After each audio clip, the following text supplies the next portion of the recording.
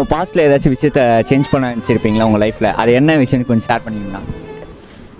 இந்த லைஃப் இருக்கும்போது என் அப்பா பாதி தூரம் இருந்தாங்க, பாதியிலேருந்து இல்லை. நெக்ஸ்ட் ஒரு லைஃப் இருந்துச்சுன்னா என் அப்பா என் கூட லைஃப் லாங் இருக்கணும். அப்பாவை ரொம்பவே மிஸ் பண்ணுறேன். டெய்லி நைட் அழுவேன் அப்பாவை யோசிச்சு, அப்பா இருந்திருக்கலாம்.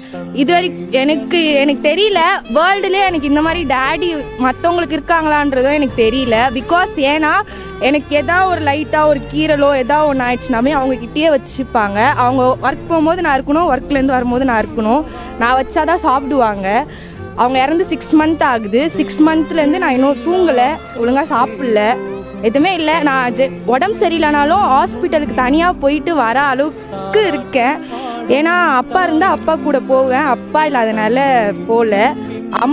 எனக்கு அப்பா தான் ரொம்ப பிடிக்கும், அம்மாவோட அப்பா தான் ரொம்ப பிடிக்கும். இது வரைக்கும் லைஃப்பில் எதுவுமே அவங்களுக்கோசம் பண்ணதே இல்லை. அவங்களுக்கோசம் ஒரு வழி தாங்கியிருக்கேன், அதுதான் டேட்டோ போட்டிருக்கேன். அவங்களோட நேம் அம்மா அப்பா நேம். அவங்க அப்பாவுக்கு ஒரு மெசேஜ் சொல்லணும்னா என்ன மெசேஜ்? அவங்களுக்கு என்ன அப்பாவுக்கு சொல்லணுன்னா, இருந்திருக்கலாம் என் கூட, வேறு எதுவுமே இல்லை.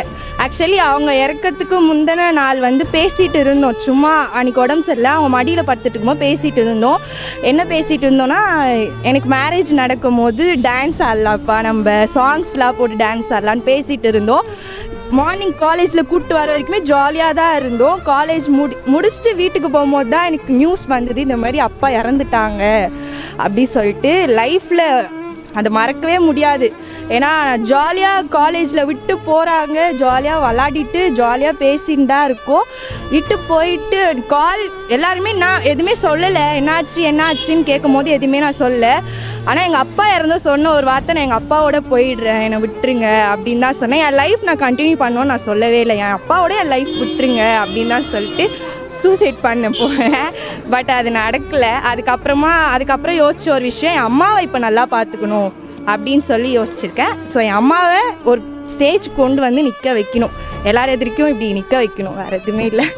வேறு என்னென்னா, நான் ஒரு மைண்டு வச்சுருந்தேன், ஒர்க் போய் சொந்தமாக ஒரு வீடு வாங்கணும், அம்மா அப்பா அந்த இடத்துல வச்சு எல்லாரும் எதிர்க்கும் பெருமையாக வைக்கணும் அப்படின்னு வச்சுருந்தேன். நடுவில் அப்பா போவாங்கன்றது தெரியாது. நெக்ஸ்ட்டுன்னு ஒரு லைஃப் இருந்துச்சு அப்படின்னா, ஒரு வீடு கட்டி அம்மா அப்பாவை அழகாக நிற்க வச்சு அந்த வீட்டில் பார்க்கணுன்னு ஆசை.